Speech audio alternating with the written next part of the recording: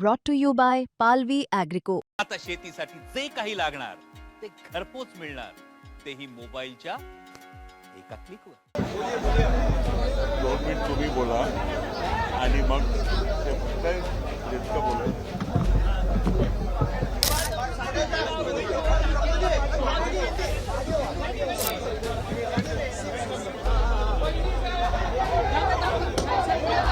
आपण बसून बोलू. या पक्षाच्या वतीने मी बहिणींचे त्या ठिकाणी आभार व्यक्त करतो आणि बहिणींना विनंती करतो की त्यांनी आपल्याशी संवाद करा. आज राष्ट्रवादी काँग्रेस पक्षाचे राष्ट्रीय अधिवेशन संपन्न झालं. आदरणीय दादांच्या आकस्मिक जाण्यानं ती पोकळी निर्माण झाली होती, म्हणून पक्षातल्या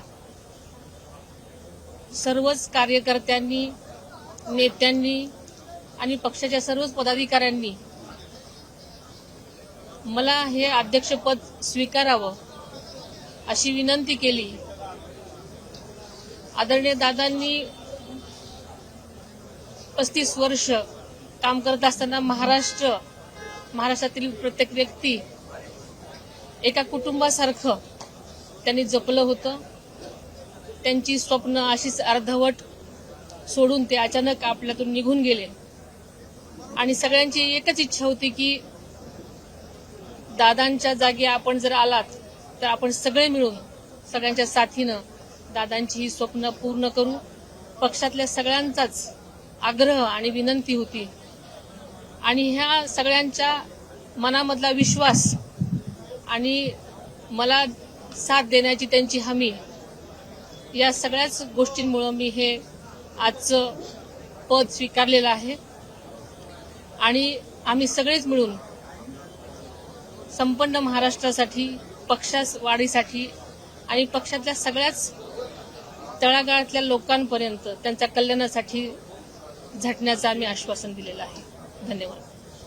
आज राष्ट्रवादी काँग्रेस पक्षाने राज्यसभेच्या जी द्वैवार्षिक निवडणूक आजपासून अधिसूचना निघालेली आहे, त्याचे उमेदवार म्हणून मगाशी प्रफुल्लबाईंनी पार्थदादा पवार यांची घोषणा त्या ठिकाणी केलेली आहे.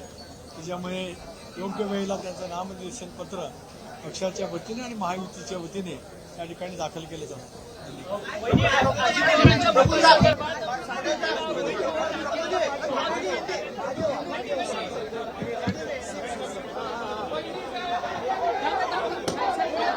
आपण बसून बोलू. या